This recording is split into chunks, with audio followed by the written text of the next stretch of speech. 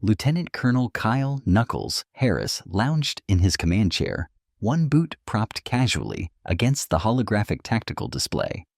Around him, the Etherian base's war simulation chamber hummed with the voices of a dozen different species from across the Galactic Alliance. "Sir," whispered Corporal Jessica Tran, his communications specialist, "the Viridian delegation is staring again." Kyle glanced across the room, where three mantis-like aliens stood rigid, their compound eyes fixed on the human contingent. "Let them stare, Tran. They're just jealous of our good looks." The year was 2783, and humanity had been part of the Galactic Alliance for just under a century. Still the new kids on the block by galactic standards, Earth had earned a reputation for being problematic. Not hostile, not incompetent, just oddly unpredictable in ways that made the more established species uncomfortable. The Operation Unity Tactics program was the Alliance High Command's latest attempt to standardize military procedures across member species. 6 weeks of joint training exercises on Etherion, a purpose-built planet managed by a sophisticated military AI called Stratcom. "Attention all commanding officers." The AI's voice echoed through the chamber. "Exercise Alpha 7 will commence in 30 minutes. All teams report to your designated starting positions." Kyle gathered his team, 6 of Earth's finest special operators, each handpicked for this mission. Together, they formed Earth SOF, a demonstration unit meant to represent humanity's military capabilities. "All right, listen up," Kyle said, activating their private comms. "Today's scenario is a standard search and destroy. The objective is hidden somewhere in Sector 4, and we're competing against 7 other teams." "What's the prize for winning this time, boss?" asked Sergeant Darius Washington, the team's heavy weapons specialist and resident comedian.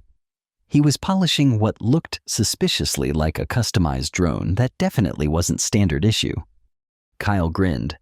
"Same as always, Wash. Glory, honor, and watching Commander Zillith's eye stalks twitch when we beat them. I still think we should be taking this more seriously," said Lieutenant Maya Santos, the team's tactical specialist. Despite her words, she was loading what appeared to be several small spherical objects into her gear that Kyle knew for a fact weren't Alliance-approved equipment. "We are taking it seriously, Santos," Kyle replied. "Just our kind of serious." As they walked toward their deployment zone, Kyle couldn't help noticing how the other species gave them a wide berth. The humans had gained a certain reputation during the first 2 weeks of training, and it wasn't exactly what High Command had hoped for. Kyle wasn't worried. His team had the highest success rate in the program, even if their methods were well unorthodox. Remember, he told his team as they stepped onto the transport pad that would take them to their starting position. "We're representing Earth here, so let's show them what humans do best." "Create chaos," suggested Private First Class Ellie Chen. No, not Chen. Kyle's mind had tripped on the name. It was Private First Class Ellie Cooper, their infiltration specialist. "I was going to say, adapt and overcome," Kyle said with a wink, "but chaos works too."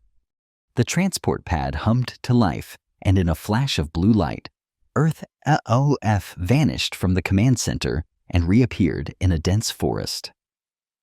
The simulation was so perfect that Kyle could feel the humidity in the air and smell the earthy scent of vegetation. "Positions," Kyle ordered, and his team immediately spread out into a defensive formation. "Stratcom," Kyle called out, knowing the AI was monitoring everything. "Care to give us any hints about today's challenge?" The AI's voice came through their comms. "Lieutenant Colonel Harris, as you know, hints would be against protocol." "Worth a shot." Kyle shrugged. "All right, team standard sweep and tombarus." "I've got movement," interrupted Staff Sergeant Omar Corey, their sniper. 3 o'clock, about 200 meters. "Friendlies?" asked Kyle. "Negative. Appears to be Arcturian scouts." Kyle grinned. The Arcturians were notorious for their by-the-book approach to military operations. "Perfect. Cooper Washington, you know what to do." The 2 soldiers exchanged glances and nodded, disappearing into the underbrush with matching grins. 3 minutes later, confused shouts echoed through the forest, followed by what sounded suspiciously like laughter. "Sir," came Cooper's voice over the comm, "Arcturians are temporarily disoriented." "What did you do?" Lieutenant Santos asked suspiciously. "Just a little Earth surprise," Washington's voice replied. "Turns out those sonic disruptors have a frequency that makes Arcturians dizzy, and Cooper might have reprogrammed them to play Baby Shark." Kyle suppressed a laugh. "Effective and non-lethal. Good work. Let's move on to the objective." As they progressed through the forest, Kyle noticed something odd about the terrain. "This feels familiar," he muttered. "It should," said Dr. Amara Okafor, their tech specialist and resident genius. She was analyzing data on her wrist computer. "The AI is recycling terrain from last week's exercise, just rearranged. I've got the pattern." "Can you predict where the objective might be?" Kyle asked. Dr. Okafor's fingers flew over her holographic interface. "Based on Stratcom's previous patterns, I'd say there's an 87% chance it's in that ridge about a click north." "That's convenient," Kyle mused. "Almost too convenient." Or, Santos suggested, they're expecting us to think it's too convenient and go elsewhere. Or, Washington countered, they're expecting us to think that they're expecting us to think it's too convenient, so they actually put it there. "Enough." Kyle held up his hand. "We'll split up. Santos take Cooper and check the ridge. The rest of us will follow the original search pattern, and everyone keep your eyes open for traps." Santos nodded and moved out with Cooper following close behind. 20 minutes later, Kyle's comm crackled. "Sir," Santos's voice came through sounding oddly amused. "You might want to see this." When Kyle and the rest of the team arrived at the ridge, they found Santos and Cooper staring at what appeared to be the objective, a Standard Alliance data core sitting in plain sight on a flat rock in the middle of a clearing. "This is definitely a trap," Corey said, scanning the area through his scope. "Obviously," Kyle agreed. "The question is what kind?" Dr. Okafor ran a scan. "I'm detecting multiple sensor arrays around the perimeter. Standard Alliance security." "Too standard," Kyle said thoughtfully. "Okafor, can you access the simulation parameters?" "Sir, that would be against—" "Just a peek." Dr. Okafor sighed, but began typing on her device. After a moment, she looked up surprised. "They've set up a classic kill box. The moment anyone enters that clearing, simulated turrets will activate from all sides, no cover, no escape." "And let me guess," Kyle said, "the other teams are approaching from different directions, and we're all supposed to fight over who gets slaughtered trying to grab the objective." "That appears to be the scenario, yes." Kyle grinned. "Perfect." His team exchanged glances. They knew that look. "Sir," Santos began cautiously, "what are you thinking?" "I'm thinking," Kyle said, pulling a small device from his pocket, "that it's time for a little game I like to call, why play by the rules when you can change them?" Over the next hour, Earth SOF executed what would later be described in the official report as a series of highly unorthodox tactical maneuvers that technically did not violate any specific regulations, but nevertheless undermined the intended spirit of the exercise. What actually happened was that Kyle's team turned the simulated battlefield into something resembling a hybrid between a reality show obstacle course and a college prank war. First, they reprogrammed their emergency beacons to emit signals that mimicked the mating calls of a particularly territorial Etherion forest creature, causing the simulation to spawn dozens of the beasts that promptly began chasing the other teams. Then, using Dr. Okafor's knowledge of the simulation's code, they identified a quirk in the terrain generation algorithm and exploited it to create what Washington happily dubbed the ultimate parkour challenge. "The beauty of it," Kyle explained, as they watched the Viridian team trying desperately to climb a suddenly vertical rock face while being pursued by simulated forest creatures, "is that we're not breaking any rules. We're just creatively interpreting them." "The other teams might not see it that way," Santos pointed out, though she couldn't keep the smile from her face. They're just jealous they didn't think of it first, Kyle replied. Finally, after ensuring that the other teams were thoroughly distracted, Kyle put the final phase of his plan into action. Cooper, you're up. The infiltration specialist grinned and pulled out what appeared to be an ordinary cooking pot from her pack. Is that my titanium camping pot? Corey asked, bewildered. Borrowed, Cooper corrected, with improvements.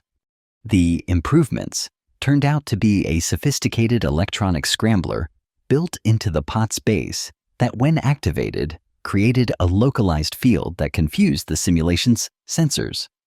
Cooper casually strolled into the clearing the pot held over her head like an umbrella. The deadly turrets activated, but fired in random directions, missing her completely. She reached the objective, picked it up with her free hand, and walked back out whistling. Mission accomplished, sir, she said, presenting the data core to Kyle with a flourish. Kyle checked his watch. 17 minutes. I think that's a new record for this type of scenario. The exercise ended abruptly as Stratcom's voice announced, "Objective secured by Earth SOF. Exercise Alpha 7 complete." When they returned to the command center, the reception was frosty to say the least. The other team leaders stood in stony silence as Admiral Zekoreth, the Arcturian commander of the training program, approached Kyle. "Lieutenant Colonel Harris," the Admiral said, his four eyes narrowed in what Kyle had learned was an expression of extreme displeasure. "A word." Kyle followed the Admiral to a private conference room where he found not only Zekoreth, but also representatives from each of the participating species, and a holographic projection of Stratcom itself. "Explain yourself," Zekoreth demanded. Kyle straightened to attention, though he couldn't quite erase the hint of a smile from his face. "My team completed the objective as required, Admiral. We identified the target, overcame the obstacles, and secured the data core. By turning a serious military exercise into some kind of game." The Admiral's voice rose several octaves on the last word. "With all due respect, Admiral," Kyle replied, "aren't all training exercises essentially games? They have rules, objectives, winners and losers. The only difference is the attitude with which one approaches them. This is not about semantics, Harris.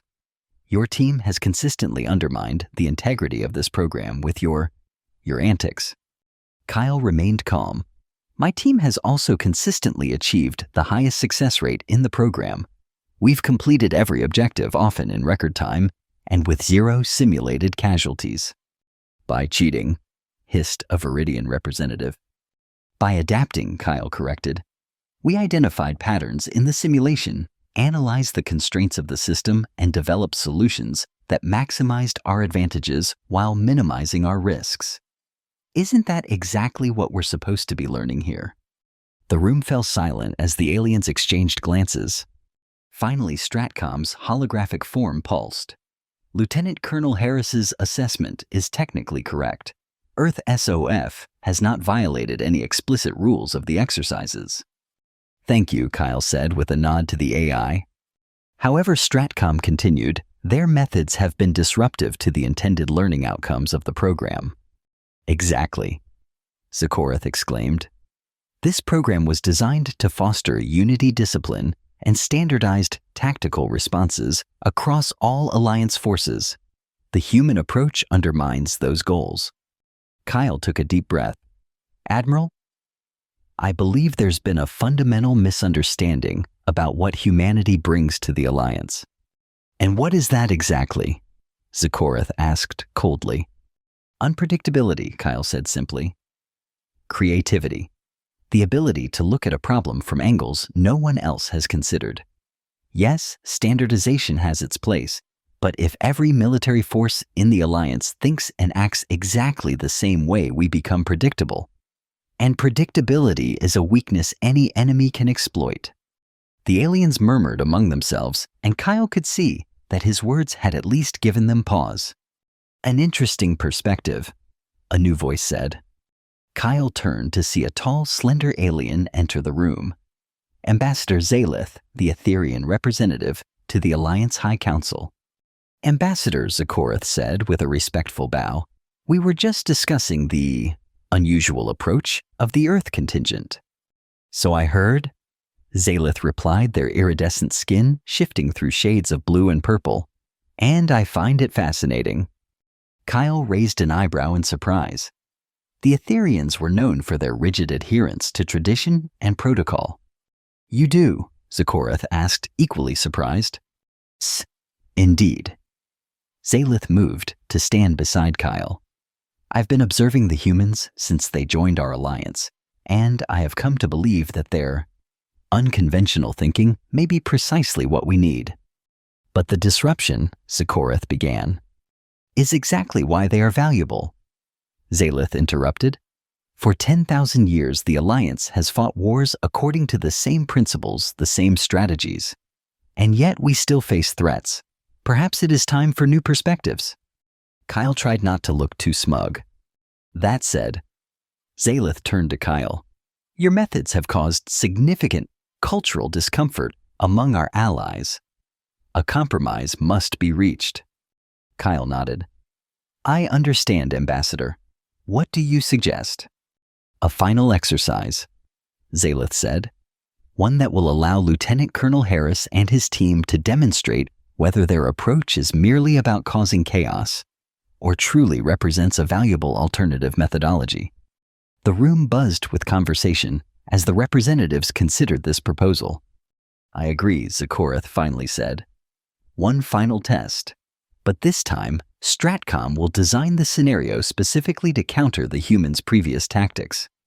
And, added the Viridian representative, all other teams will be briefed on Earth SOF's methods and will work together against them. Kyle frowned. 7 against 1 doesn't seem very fair. Neither does reprogramming simulation parameters to play Earth music that disorients other species, Zakorath retorted. Fair point, Kyle conceded. We accept your challenge. As Kyle left the conference room, Ambassador Zalith fell into step beside him. That was quite a risk you took defending us, Kyle said quietly. Not a risk, Zalith replied. An investment. I believe there is much our people can learn from each other, Lieutenant Colonel. Call me Kyle. Zalith's skin rippled in what Kyle had learned was an Etherian smile. Very well, Kyle. I look forward to seeing how you handle tomorrow's challenge. So do I, Kyle said with a grin. So do I. The next morning, Earth SOF gathered in their ready room, reviewing what little information they had about the final exercise. It's going to be a trap, Santos said, pacing. They're going to throw everything they have at us. Definitely. Washington agreed, unusually serious. All the other teams working together, a simulation specifically designed to counter our usual tactics. And we have no idea what the objective will even be, Cooper added. Actually, Kyle said, looking up from his datapad, we do. Stratcom just sent the briefing. His team gathered around as he projected the mission parameters. A hostage rescue, Dr. Okafor. Read her brow furrowed. That's unexpectedly straightforward. Too straightforward, Kuri muttered. What's the catch? Kyle scrolled through the details. The scenario simulates a peace conference gone wrong. Diplomats from multiple alliance species taken hostage by an unknown force. Our job is to rescue the hostages, while the other teams play the role of the hostile force. So we're walking into a situation where 7 teams are waiting to ambush us in a simulation specifically designed to nullify our usual tactics to rescue fake hostages who don't exist. Washington summarized. Sounds fun. It gets better, Kyle said grimly. The simulation will include civilian non-combatants, restricted weapons protocols to prevent collateral damage, and my personal favorite, a reputation system that will penalize us for actions that dishonor the Alliance military tradition. They really don't want us to win this one, Cooper said. No, they don't, Kyle agreed. Which is exactly why we're going to. How, Santos asked. They've closed all our usual loopholes. Kyle leaned forward, a familiar gleam in his eye. By embracing who we are. They're expecting us to try to outsmart the system again to find some technical workaround. We're not going to do that. We're not? his team asked in unison. No, Kyle grinned. We're going to play the game exactly as designed, just not the game they think we're playing. 4 hours later, as Earth SOF prepared to enter the simulation, Kyle gathered his team for a final briefing. Everyone clear on the plan? He asked. They nodded, their expressions a mix of nervousness and excitement. Remember, Kyle said, this isn't just about winning anymore. This is about showing them who we really are. The simulation began in a sprawling urban environment, a detailed recreation of an Alliance diplomatic complex. Earth SOF materialized in a quiet alley several blocks from the main conference center where the hostages were being held. Perimeter Secure Corey reported scanning the area. No immediate threats. That won't last long, Kyle said. Let's move. Instead of taking cover or attempting stealth, Kyle led his team directly down the main street toward the conference center. They walked openly, their weapons holstered. Sir, Santos whispered urgently, we're completely exposed. That's the point, Kyle replied calmly. They hadn't gone far when the first signs of the enemy appeared, movement in windows, shadows in alleys. The trap was closing around them. Incoming transmission, Cooper announced. It's being broadcast on all frequencies. Put it through, Kyle ordered. A voice that Kyle recognized as belonging to the Arcturian team leader filled their comms. Earth SOF, you are surrounded. Surrender your weapons and withdraw from the exercise or face total defeat. Kyle keyed his own comm. This is Lieutenant Colonel Harris. I'd like to propose an alternative. There was a pause then. What alternative? A parley, Kyle said. I'm invoking Code 7B of the Alliance diplomatic protocols.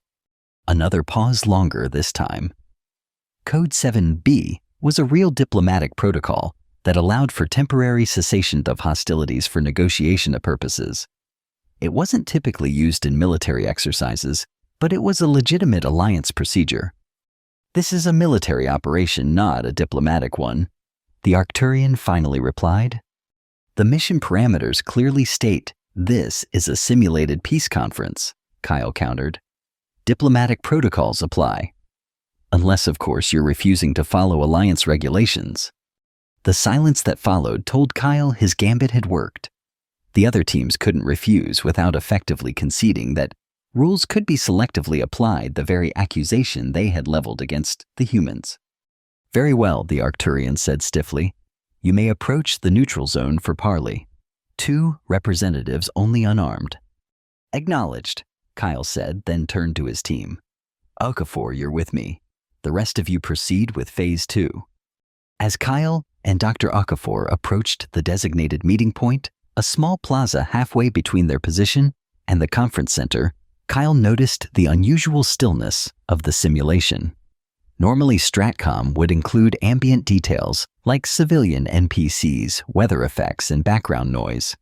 Today, the environment was eerily quiet, as if the AI itself was watching with interest. The Arcturian team leader and a Viridian representative waited in the plaza, their postures rigid with suspicion. State your proposal, human, the Arcturian said without preamble. Kyle smiled. I'm not here to propose surrender or compromise.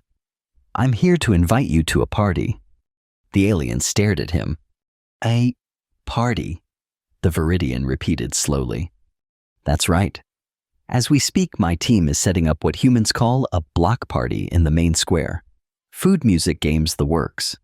We're inviting all teams, including your simulated hostages and civilians. This is absurd, the Arcturian sputtered. This is a military exercise, not a social event. Is it? Kyle asked innocently. The mission parameters state that we need to resolve a hostage situation at a peace conference. Nowhere does it specifically require combat as the solution. The implied context, the Viridian began, is just that implied, Kyle interrupted. Not explicit. And according to Alliance diplomatic protocol, 12 out of 3, peaceful resolution through cultural exchange is a valid first response option in any interspecies conflict. The aliens looked at each other, clearly thrown off balance. This is a trick, the Arcturian decided. A distraction while the rest of your team attempts to extract the hostages. No trick, Kyle said, holding up his hands. You're welcome to keep guards on the hostages. In fact, bring them to the party. The mission objective is to ensure their safety and resolve the conflict, not necessarily to remove them from your custody. Dr. Okafor spoke up for the first time. We've also taken the liberty of inviting Ambassador Zalith and Admiral Zakorath to observe. They should be arriving soon. This was the riskiest part of Kyle's plan.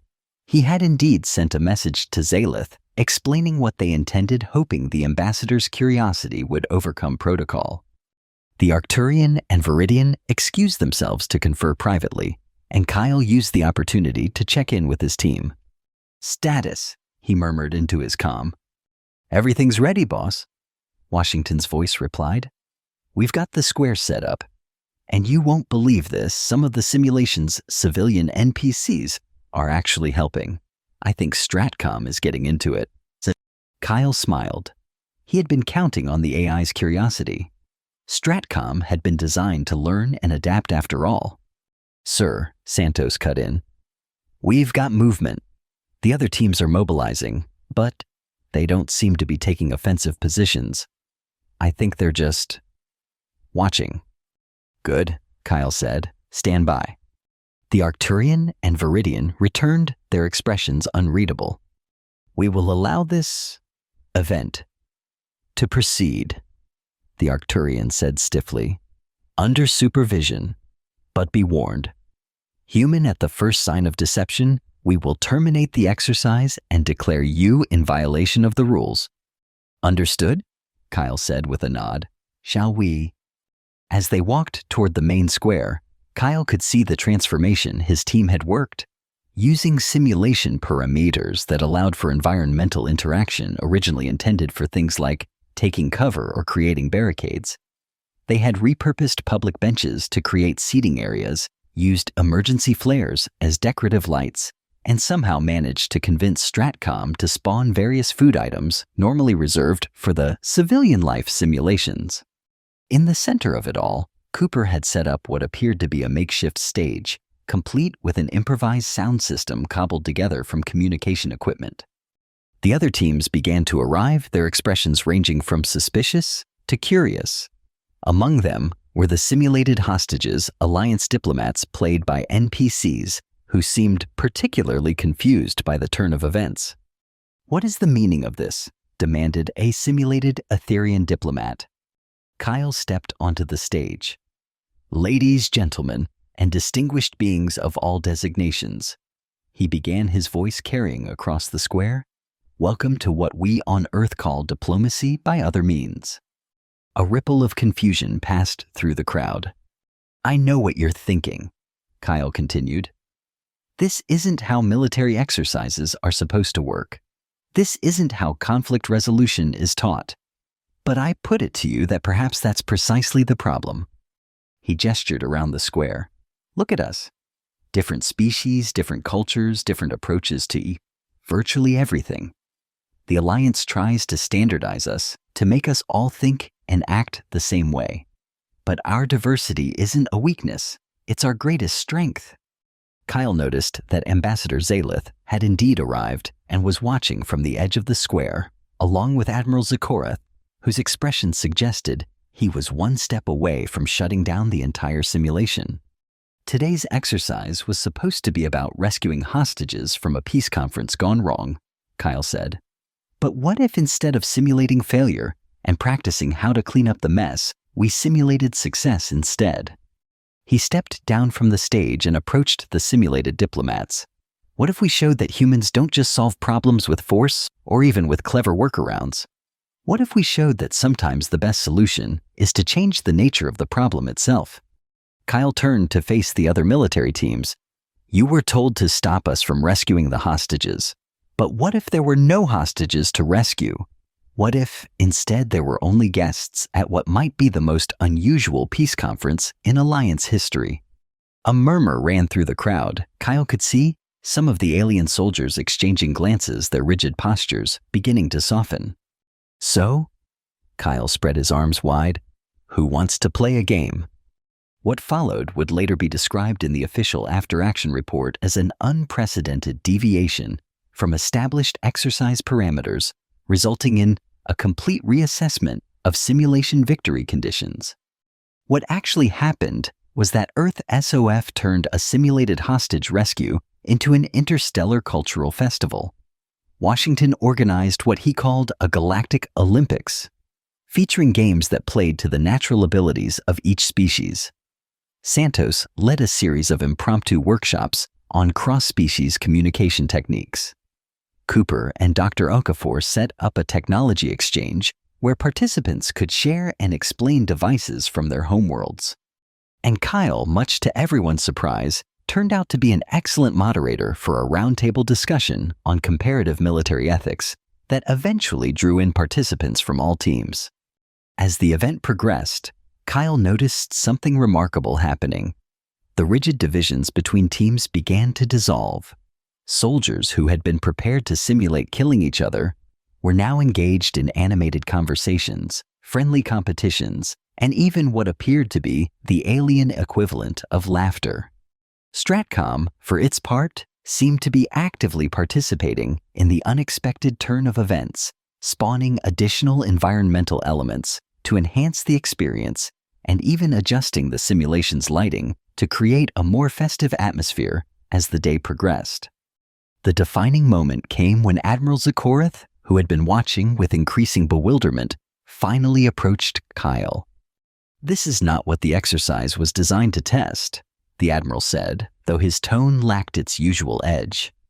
"No," Kyle agreed, "it wasn't, but maybe that's the point." Zakorath's head tilted in what Kyle had learned was an expression of contemplation. "Explain." "The Alliance has been fighting and training the same way for millennia," Kyle said. "But the enemies we face keep changing, evolving. Maybe what we need isn't more standardization, but more innovation. Not just in our weapons or tactics, but in our thinking." The Admiral was silent for a long moment. "And you believe this represents such innovation?" Kyle looked around at the gathering aliens and humans engaged in peaceful interaction, learning from each other, finding common ground despite their differences. "I believe this represents possibility," he said simply. "The possibility that sometimes the best way to win isn't to fight better, but to change the rules of engagement entirely." Zakorath made a sound that might have been a C. "Your approach is disturbing to traditional military thinking." "Good," Kyle said with a smile. "Disturbing traditional thinking is how progress happens." Before the Admiral could respond, Ambassador Zalith joined them. "Admiral Lieutenant Colonel." The Ambassador greeted them. "I find this turn of events most, illuminating." "Ambassador," Zakorath said stiffly, "surely you agree that this undermines the purpose of military training." "Does it?" Zalith's skin rippled in that Etherian smile. "Or does it expand our understanding of what military capability truly means?" They gestured toward where Santos was teaching a group of Viridians a human dance. "The ability to build bridges rather than destroy them is a form of power too, is it not?" The Admiral seemed about to argue, then stopped watching as a Viridian soldier attempted a clumsy but enthusiastic rendition of what appeared to be the Macarena. Perhaps Zakorath conceded there is some value in the human approach. Stratcom's voice suddenly addressed the gathering. "Attention all participants. Exercise parameters have been fulfilled. Mission status complete." A confused murmur ran through the crowd. "Complete?" the Arcturian team leader questioned. But the hostages weren't extracted. "Correction," Stratcom replied. "The mission objective was to ensure the safety of diplomats and resolve the conflict situation. Current analysis indicates that all simulated diplomats are secure and the conflict scenario has been resolved through non-standard but effective means." Kyle couldn't help the grin that spread across his face. "In addition," Stratcom continued, This exercise has provided valuable data on alternative conflict resolution methodologies not previously included in Alliance tactical databases. The simulation began to fade, indicating the end of the exercise. As the participants prepared to return to the real world, Kyle felt a hand on his shoulder. He turned to find Ambassador Zalith beside him. "Well played, Lieutenant Colonel," the ambassador said quietly. "Thank you for giving us the chance," Kyle replied. "I suspect this is not the last we will see of your unique approach to Alliance operations." Kyle smiled. "I certainly hope not." 2 days later, Kyle stood before the Alliance High Council, the final assessment of Operation Unity tactics displayed on the screen behind him. Earth SOF had been ranked first in mission success rate, last in protocol adherence, and surprisingly, first in a newly added category labeled Tactical Innovation. "Lieutenant Colonel Harris," began the Etherian Council member, "your performance during this training program has been unconventional, to say the least." "Yes, Counselor," Kyle agreed. "That was rather the point." A ripple of what might have been amusement passed through the council. "The question before us," continued the counselor, "is what to do with you and your team. Admiral Zakorath has suggested that humans may not be compatible with standard Alliance military protocols." Kyle tensed. This was it, the moment when humans would either be integrated into the Alliance military structure or sidelined as too unpredictable to work with. However, the counselor went on, Ambassador Zalith has made a compelling alternative proposal. Kyle glanced at Zalith, who stood to one side, their skin a calm, confident blue. "The Council has decided to establish a new division within Alliance Command, the Tactical Innovation Corps. Its purpose will be to explore non-standard approaches to military challenges and develop new methodologies that can be adapted for wider use." Kyle blinked in surprise. "Lieutenant Colonel Harris, you are hereby appointed as the human liaison to this new corps with authority to select and train additional personnel from Earth as you see fit." "I thank you, Counselor," Kyle managed. "It's an honor." "Do not thank us yet," the counselor said, a hint of what might have been humor in their voice. "You will face resistance. Many within the Alliance will see your methods as disruptive, even disrespectful." "With all due respect, Counselor," Kyle replied, "disruption is often the first step toward progress." "Indeed," the counselor agreed. "That is precisely why this council believes the Alliance needs the human perspective." They paused, then added, though perhaps in measured doses. After the council meeting concluded, Kyle found Zalith waiting for him in the corridor. "I owe you my thanks, Ambassador," Kyle said. "I know you must have advocated strongly for this outcome." "I merely pointed out what was already evident," Zalith replied. "The Alliance has existed for thousands of years, yet we still face threats we struggle to counter. Perhaps it is time to acknowledge that our traditional approaches have limitations." "And you think humans can help overcome those limitations?" "I think humans see possibilities where others see only rules," Zalith said. "It is refreshing. Disturbing at times, but refreshing nonetheless." Kyle smiled. "We do have a knack for thinking outside the box." "Outside the box around the box, and occasionally pretending the box doesn't exist at all," Zalith agreed. "A valuable perspective if properly directed." As they walked together toward the transport hub, Kyle noticed a message alert on his data pad. It was from Washington, and contained only an image, a hastily designed insignia for the newly formed Tactical Innovation Corps. At its center was a stylized image of Earth, surrounded by stars representing the Alliance worlds, and beneath it, a simple motto: "Tactics may win battles, but memes win wars." Kyle laughed out loud. "Something amusing?" Zalith inquired. "Just something my sergeant sent," Kyle replied, showing the ambassador the image. "A bit of human humor." Zalith studied the design, their skin shifting through thoughtful shades of purple and blue. "There is wisdom in it, I think. More than might first appear." "That's humanity in a nutshell, Ambassador," Kyle said with a smile. "More than might first appear." As they parted ways, Kyle couldn't help feeling that something significant had changed in the relationship between Earth and the Galactic Alliance. Humans were still the newcomers, still the unpredictable element. But perhaps now they were beginning to be seen not just as a disruptive force, but as a valuable one. Back in the Earth, SOF quarters, Kyle found his team gathered around a holographic display, already brainstorming ideas for their new role. "So," Santos asked as he entered, "are we officially the Alliance's designated chaos agents now?" "Something like that," Kyle replied. "They're calling it the Tactical Innovation Corps. Fancy name for those crazy humans who don't follow the rules," Washington quipped.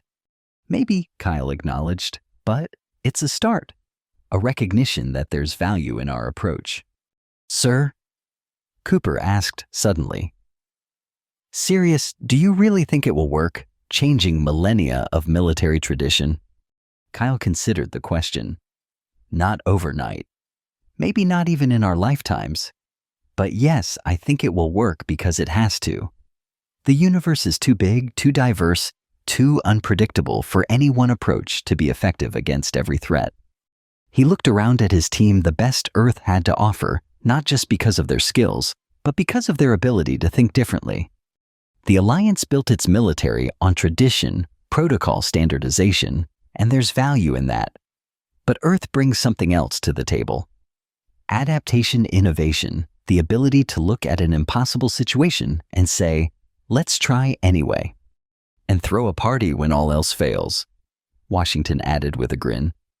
"Especially then," Kyle agreed. "Because sometimes the best way to win isn't to fight harder, it's to change the game entirely." The next morning, Kyle found a small package outside his quarters. Inside was a traditional Etherian honor charm, a small crystalline object that shifted colors in response to the holder's emotions. With it was a note in Ambassador Zalith's elegant handwriting, to remind you that perspectives can change, even those formed over thousands of years. The Alliance needed humans more than it knew. Perhaps humans needed the Alliance as well. Kyle smiled, watching the charm shift from blue to a warm gold in his palm. "Game on, Ambassador," he murmured. "Game on."